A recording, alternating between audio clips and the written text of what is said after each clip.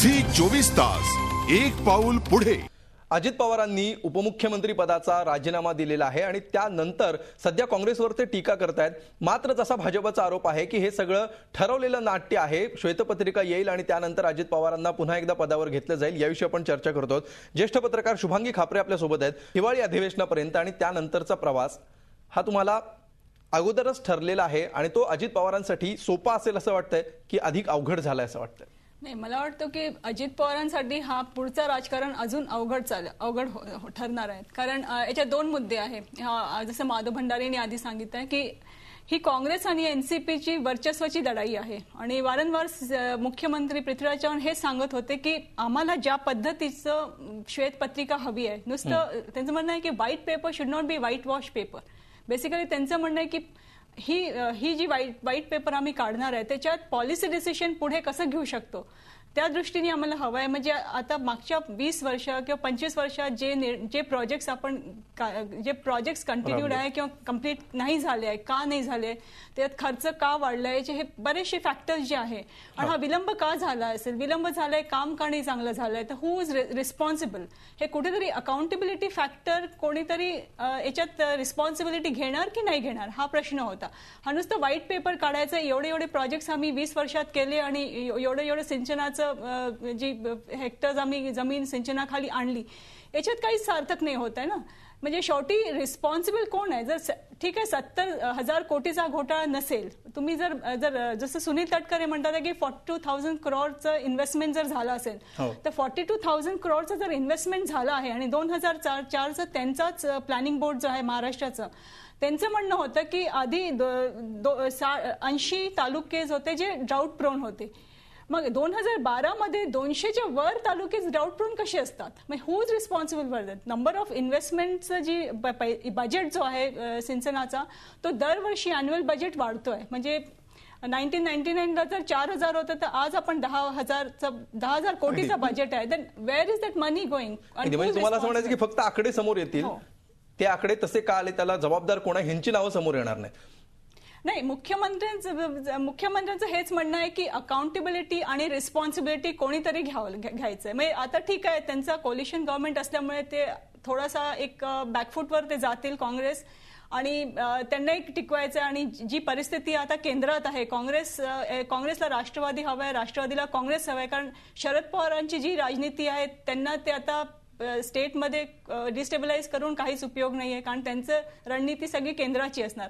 त्यामुळे अजित पवारांनी जे रागाच्या भरात एक दिला असेल किंवा त्यांना असं वाटलं की माझ्यावर एक सारखा मी कॉन्स्टंटली टार्गेट माझ्यावर जर होत असेल, पण हे सगळं जर बघितलं तर हे काँग्रेस वर्सेस एनसीपीची वर्चस्वाची लढाई असणार आणि कसंही व्हाईट पेपर आला तरी हे युद्ध थांबणार नाही। I will say this is a beginning of a big battle ahead.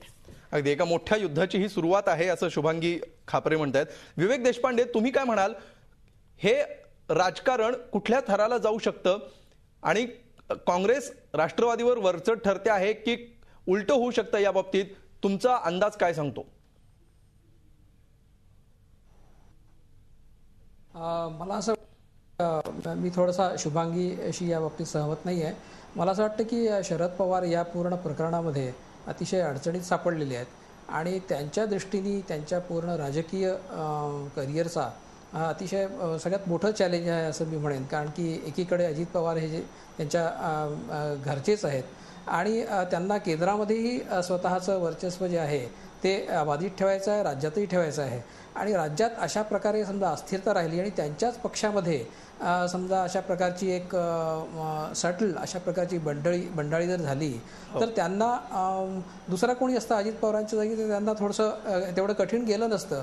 पण अजित पवार हे त्यांचे पुतणे आहेत, त्याच्यामुळे आणि त्यांना हे सर्वश्रुत आहे की अजित पवारांना पॉवर ॲम्बिशन आहे आणि त्याच्यामुळे ते अगदी सहजासहजी मागे जातील या पूर्ण प्रकरणामध्ये असं वाटत नाही। त्यांची पॉलिटिकल ॲम्बिशन कायम राहील आणि ती सतत शरद पवारांना एक चॅलेंज त्यांच्या पुढे राहणार आहे। त्याच्यामुळे काँग्रेसच्या दृष्टीने तसा फारसा खूप मोठा प्रश्न नाही आहे, पण NCPला हा सगळा बॅलन्स कायम ठेवणं आणि स्वतःची सत्ता अबाधित ठेवणं, स्वतःची ताकद अबाधित ठेवणं हे फार कठीण जाणार आहे असं दिसतं आहे, पर्टिक्युलरली येणाऱ्या सार्वत्रिक निवडणुकांच्या पूर्वी।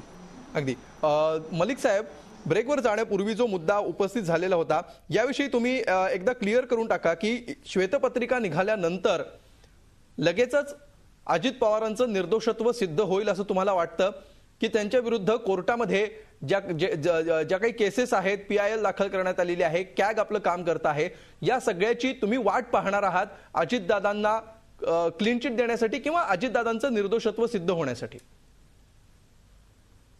बघा, तुम्ही 3 मुद्दे उपस्थित केलेले, श्वेतपत्रिका, कॅग ऑडिट आणि PIL. हो, मी आपल्याला बोलू इच्छितो, कॅग विशेषकर म्हणजे या डिपार्टमेंटची चौकशी करते असला एकही प्रकार नाही. या देशामध्ये कॅग नावाची जी संस्था आहे, प्रत्येक खात्याची ऑडिट करण्याची जबाबदारी आहे. ते रुटीन काम आहे, ते करत आहे. स्पेशल इन्व्हेस्टिगेशन कुठलंही चालू नाही. एक दुसरा जे विषय आपण मांडलेला आहे की PIL बाबत, PIL 3 झालेले, तिन्ही PIL इंटरेस्टेड पार्टीद्वारे या PIL दाखल करण्यात आले. कॅगची चौकशी असं मी म्हटलं नाहीये, कॅग आपला अहवाल तयार करते, ती प्रक्रिया सुरू आहे. नाही आहे ना, ते चालूच आहे ना. आपण वारंवार चौकशी सुरू आहे अशी बातमी पण करताय, त्या बाबतीत मी आपल्याला स्पष्टीकरण दिलेलं आहे. म्हणजे या खात्याची नाही, प्रत्येक खात्याची ते ऑडिट्स करताय आणि आपला अहवाल देत आहे. ते विधिमंडळात सादर होते, PSC समोर जाते आणि त्याच्यावर चर्चा होत आहे. ती सगळी हे प्रोसेस आहे. दुसरा PIL बाबत जे आपण सांगितलेलं आहे, 3 PIL दाखल झालेली. एक आपले PIL बहादर सोमय्या साहेब आहे, त्यांनी दाखल केलेली आहे. दुसरी त्यांच्या परिवारातले एक सदस्य आहे, संघ परिवारातली ती बाई जे तुमच्या चॅनलवर चर्चेसाठी दामानियाबाई आली होती, त्यांचे इंटरेस्ट काय आहे इथेच चर्चा झालेली आहे. म्हणजे त्यांची स्वतःची जमीन वाचवण्यासाठी त्यांनी दाखल केलेली आहे. आणि त्या संघ परिवाराचे तसं तुमचं म्हणणं आहे? ठेकेदार आहे त्यांनी स्वतः स्वीकार केले, त्यांनी तुमच्या टीव्हीवर. नाही, त्यांनी आमच्या कार्यक्रमामध्ये त्यांनी संघाचे संस्कार असल्याचं म्हटलंय. त्यांचे वडील संघात जात होते, त्या स्वतः कधी संघात गेलेल्या नाहीयेत असं त्यांनी आमच्या चॅनलवर झालेल्या आमने सामने या कार्यक्रमात म्हटलेलं होतं. म्हणजे त्यांच्या लिंक आहे, त्यांनी म्हणजे त्यांची आतली काय भांडणं त्याच्यावर चर्चा आजच्या घडीत नाही. तिसरा जे PIL आहे ते संपत नावाचे जे ठेकेदार आहे त्यांनी जनमंच या संस्थेच्या मार्फत दाखल केलेली आहे. ते PIL समोर राज्य सरकार आपली भूमिका मांडेल, जे निर्णय व्हायचे आहे ते कोर्टामध्ये होईल. तिसरा श्वेतपत्रिकेबाबत आता भंडारी साहेब म्हणताय आम्हाला विश्वास नाही, पण तुम्ही मागणी कशाला केली? आता मागणी तुम्ही करताय, सरकार श्वेतपत्रिका ठेवण्यासाठी तयारी दाखवते, मग तुम्ही सांगता आमच्यावर विश्वास नाही. याच्यासाठी अजितदादांनी राजीनामा दिला. प्रश्न तो नाहीये. पत्रिका तयार झाली. जरा ऐकून घ्या ना. हे आता हे भंडारी साहेब चर्चेला सांगत होते की आमचा विश्वास नाही, त्याच्यातून काही स्पष्टीकरण होणार नाही. तुमचे PILs आहे ना, मग त्या माध्यमातून तुम्ही तुमचे सगळे पुरावे कोर्टासमोर सादर करा. श्वेतपत्रिका 70,000 कोटीची चर्चा होते. 10 वर्षामध्ये 70,000 कोटीची गुंतवणूक या खात्यामध्ये झालेली नाही. जवळपास 50 मुद्दा असा आहे, गुंतवणूक अगदी झाली. मलिक साहेब, ही सगळी आकडेवारी बरोबर आहे. मला थोडा आम्ही आरोपीचे पिंजऱ्यात, आमच्या जरा स्पष्टीकरण येऊ द्या ना, आम्हाला असं म्हणणं आहे. सगळे लोक आरोप करताय, थोडा आमची बाजू जनतेसमोर येऊ द्या, आपल्याला विनंती आहे. अगदी हे सगळं नेमकी बाजू त्यासाठीच विचारतोय. 50 वर्षामध्ये हे गुंतवणूक झालेली आहे. आता हे सगळं म्हणजे 3,500 प्रकल्प झालेले आहे. प्रोजेक्ट वाईज रिपोर्ट पाहिजे, तसे पण रिपोर्ट सादर होऊ शकताय. एकंदरीत श्वेतपत्रिकेमध्ये काय परिस्थिती आहे ते स्पष्ट होणार आहे. आणि एकदा श्वेतपत्रिकेमधून स्पष्ट झाली परिस्थिती, पुन्हा मंत्री उपमुख्यमंत्री झाले तर त्याच्यावर काही यांना अडचण आहे. तुम्ही तुमची बाजू जाऊन कुठेतरी त्या कोर्टासमोर मांडा. अशीच परिस्थिती त्या लोकांनी चिदंबरम साहेबाबाबत त्यांनी सुप्रीम कोर्टमध्ये दायर केली PIL. तिकडे त्यांची बदनामी करत होते, राजीनामा दिलाच पाहिजे, पार्लमेंट चालू देत नव्हते आणि शेवटी सुप्रीम कोर्टमध्ये सुटका झालेला आहे. हे त्यांनी सर्वांनी पाहिलेलं आहे. अगदी तुमचा मुद्दा लक्षात आलेला आहे. PIL दाखल केले, अगदी मग राजीनामा दिलंच पाहिजे. ही भूमिका राष्ट्रवादी काँग्रेस पक्षाची नाही.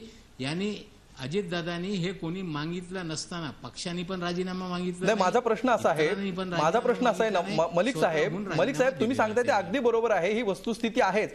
माझा प्रश्न असा आहे की केवळ सगळ्यात पहिल्यांदा समजा पुढच्या अधिवेशनामध्ये एक श्वेतपत्रिका आली, त्या श्वेतपत्रिकेमध्ये काही तथ्य येतील, ती श्वेतपत्रिका आल्यानंतर त्यात काय तपशील दिलेले आहेत, एवढ्या एकाच निकषावर अजित पवार निर्दोष आहे असं आम्ही समजायचं की कोर्टाचे निर्णय येईपर्यंत आम्ही वाट बघायची, कॅगचा अहवाल येईपर्यंत आम्ही वाट बघायची? असं आहे, कॅगचे अहवाल जे आपण सांगताय, it is a continuous process. प्रत्येक वर्षी कॅगचे ऑडिट रिपोर्ट विधानसभेमध्ये सादर होते. या प्रकरणी नवीन काय अहवाल सादर होणार आहे? ठीक आहे, कॅगचा पण बाजूला ठेवूया. तुम्ही कॅग बाबतीत नाही, जरा कॅग बाबत ऐकून घ्या. या राज्यामध्ये 3 खात्यामध्ये कॅगचे अधिकारी बसून राहत आहे. प्रत्येक डिव्हिजनला अकाउंट, प्रत्येक बिला प्रोसेस माहिती आहे, शिवाय ते बिला पेमेंट होऊ शकत नाही. मलिक साहेब कॅगची प्रोसेस लोकांना माहित नाही. कॅगच्या प्रोसेस विषयी माझा प्रश्नच नाहीये. माझा प्रश्न वेगळा होता. पुन्हा एका ब्रेकची वेळ झाली आहे. तुमच्या ज्या मुद्द्यावर भंडारींना बोलायचं, भंडारी मी येतो तुमच्याकडे. पुन्हा एक ब्रेक घेऊया. ब्रेक नंतर आपण लगेच भेटूया. झी 24 तास, एक पाऊल पुढे.